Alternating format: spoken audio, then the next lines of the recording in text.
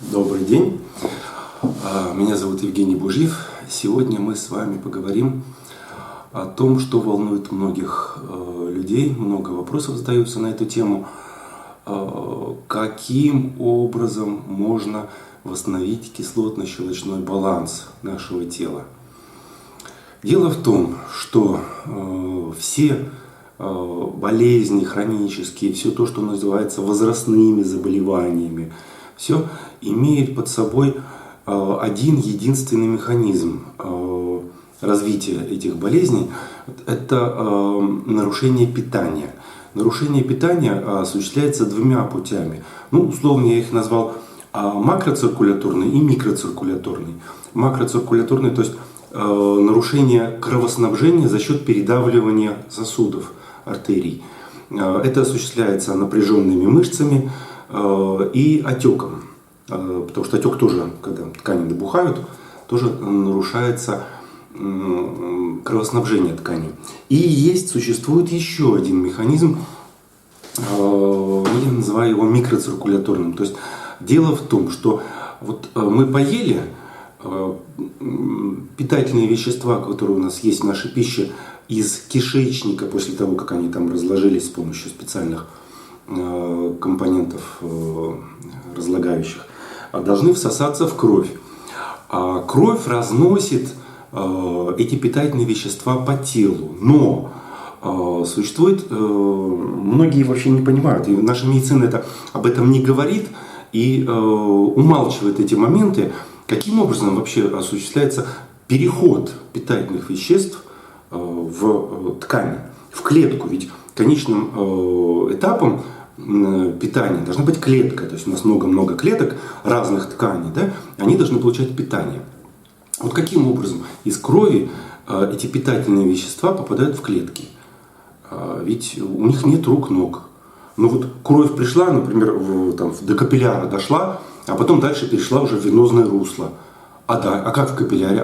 Почему она вдруг ни с того ни с сего, какая-то молекула какого-то вещества начинает выходить в межклеточное пространство, в лимфу, а потом оттуда должна попасть еще куда-то, а потом в клетку? Каким образом? За счет чего?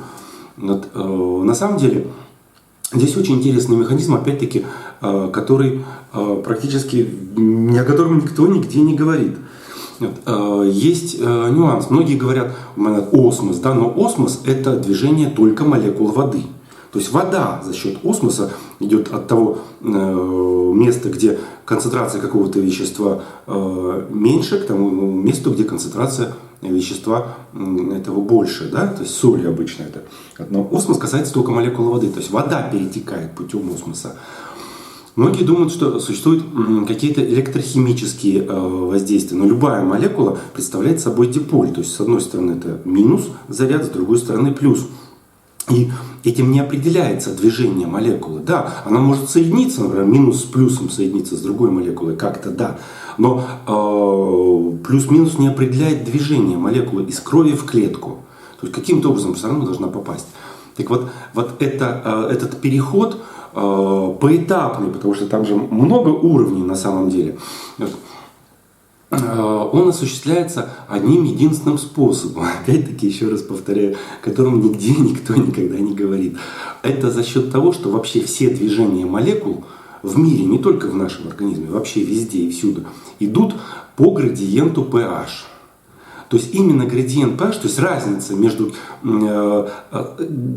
pH между средами. Если в одной среде pH ниже, то есть более кислотная среда, а в другой среде pH выше, то есть более щелочная среда, значит молекула всегда будет двигаться от более кислого к более щелочному.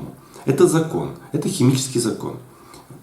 Соответственно, и в нашем теле тоже все движение идет от более кислой среды к более щелочной.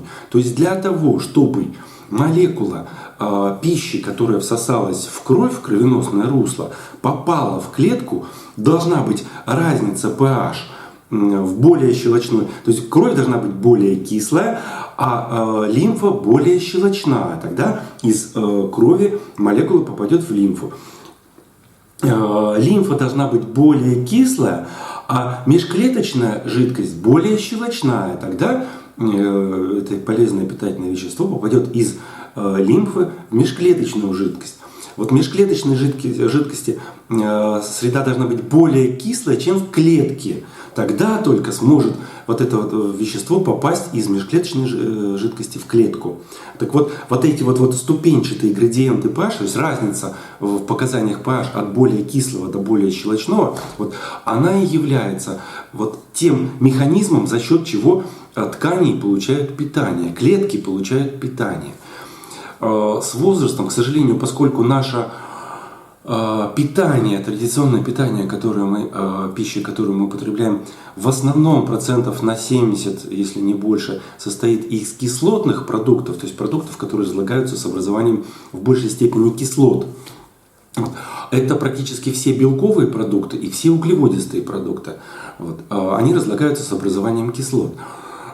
И в гораздо меньшей степени состоит из продуктов, которые разлагаются с образованием щелочей, а это в основном овощи, некоторые фрукты и зелень. Практически все, что зеленое, любая трава, там листья, хвоя, это все разлагается с образованием щелочей. То есть это продукты щелочные, которые защелачивают. Вот. Так вот, микроциркуляторный механизм нарушения, за счет которого и развиваются все практически заболевания, которые наша медицина называет возрастными, старческими, хроникой, вот это все идет за счет нарушения вот этих вот градиентов pH. То есть где-то нарушается вот эта вот разница между более кислотной и более щелочной средой, и останавливается поток продуктов. То есть питательные вещества не доходят до клетки, потому что где-то на тканевом уровне, где-то на межклеточном уровне, на лимфатическом уровне нарушена вот эта разница pH. Ее нет, соответственно, и молекула дальше не движется. То есть все питательные вещества поступают куда-то там в лимфу или в ткани, а в клетку нет. Не доходит до клетки. Это как раз вот и есть механизм, кстати говоря, образования полноты тоже, да? Когда мы говорили, что питательные вещества, которые не попали в клетку, где они должны быть утилизированы, но попали, всосались в кровь и там куда-то, может быть, в ткани, они являются, по сути дела, шлаками, то есть чужеродными веществами, которые не могут быть утилизированы, использованы нашим организмом. И, естественно, они засоряют наш организм. Они должны выводиться, если они находятся в крови, должны выводиться почками.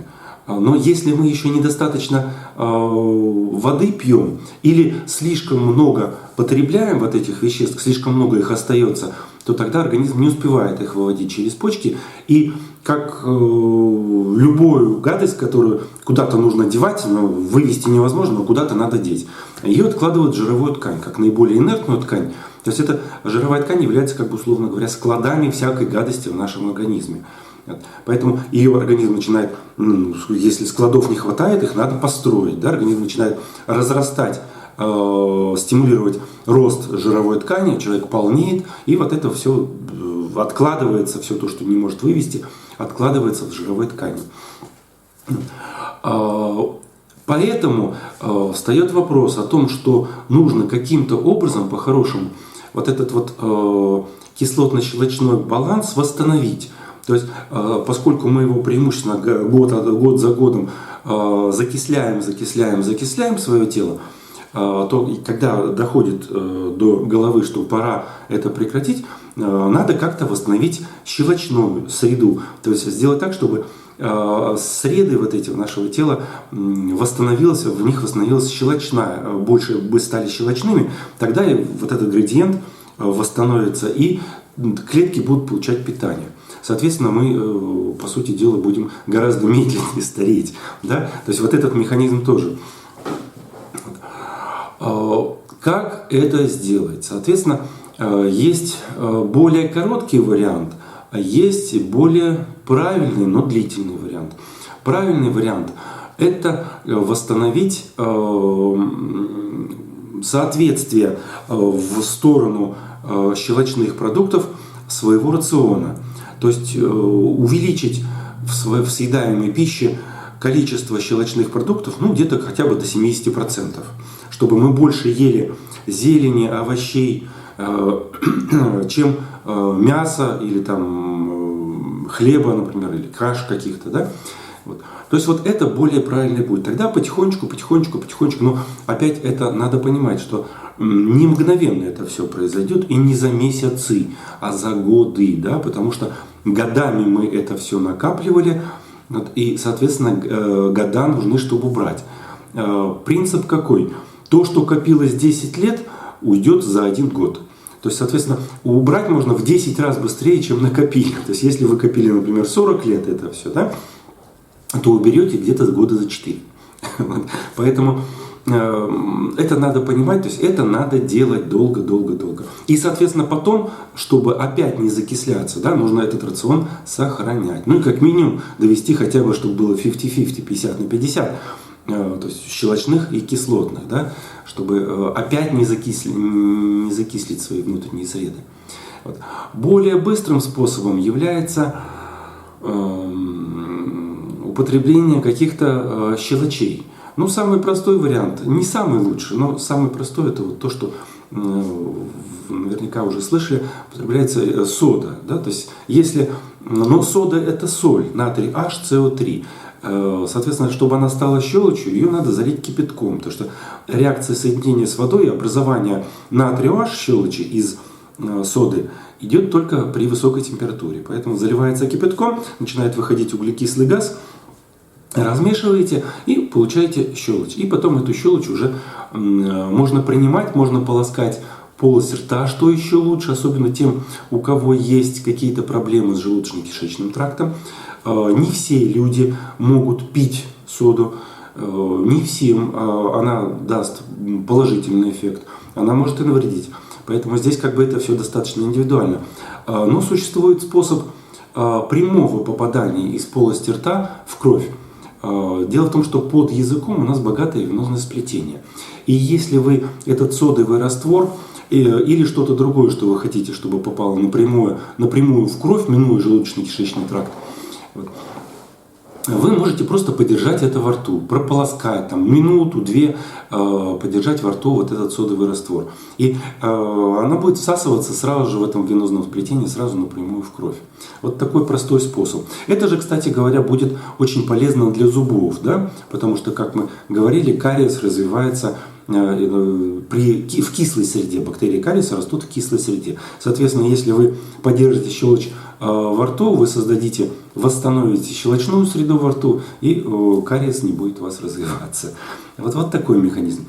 Кроме того, существует еще такая вещь, как более быстрое восстановление кислотно-щелочного равновесия. Я знаю пока 2 способа, как это сделать. Может быть, существуют еще какие-то, не знаю, я пока знаю 2. Первое – капельное внутривенное введение содового раствора. Содовые растворы 4% используются в реанимации. Все врачи-реаниматологи прекрасно знают, что очень часто бывает такая вещь, как ацидоз, то есть как раз из закисления, только ацидоз это уже крайняя степень закисления, да? При очень многих заболеваниях, кстати говоря, что тоже подтверждает вот тот механизм, о котором я вот предыдущий раз рассказывал. Да? Вот. Соответственно, можно внутривенно-капельно, например, там 10 раз по 400 мл однократно в день поставить системы капельницы. Вот. И 3 курса таких сделать, и вы, в общем-то, за 1,5-2 месяца, потому что с перерывами надо делать, вы приведете свой организм в порядок. Вот. Один из быстрых способов, да, не лучший, но один из вариантов. Здесь сложности какие? Ну, во-первых, это нужно, чтобы кто-то ставил капельница. А во-вторых, вот эти 4% содовые растворы, они не бывают официальные. То есть аптеки и фармкомпании их не производят. Они производятся только в аптеках стационаров. То есть там, где существуют какие-то реаниматологические отделения реанимации, которые их используют. Для них специально больничные аптеки готовят вот эти растворы. Вот. То есть их только там можно взять, в больничных аптеках. Просто вот так вы придете в городскую аптеку, вы их нигде не найдете, их нету нигде. Вот такой нюанс. Есть еще один способ хорошо, достаточно быстро, можно сказать, прямо за один раз, за один день защелочить, ну, может быть, не полностью восстановить кислотно-щелочное равновесие, но, во всяком случае, существенно сдвинуть его в сторону щелочи. Это вот в йоге есть такая система очистки, очень хорошая система, называется Шанг-Пракшалана. Заключается она в том, что человек принимает определенное количество гипертонического солевого раствора, соль, обыкновенная поваренная пищевая соль, создается гипертонический раствор в воде и выпивается. Поскольку у нас наше тело препятствует прохождению по желудочно-кишечному тракту гипертонического солевого раствора, вот, соответственно, у нас включаются всевозможные сфинктеры, начинают напрягаться сфинктеры на переходах в кишечнике. Вот. Для того, чтобы расслабить эти сфинктеры, применяются определенные упражнения, несложные совершенно. В интернете это все есть, можно найти, как это что делается. Вот. То есть, и вот с помощью этих упражнений осуществляется продвижение этого гипертонического солевого раствора по кишечнику. Что при этом происходит? Соль. Опять осмос, который мы упоминали. Соль начинает, поскольку получается, что в кишечнике солевой раствор более концентрированный, чем в крови, да, соль начинает из крови вытягивать воду в кишечник. Соответственно, те вещества, которые растворены в воде в крови, они тоже вместе с водой начинают всасываться в этот гипертонический солевой раствор в кишечнике.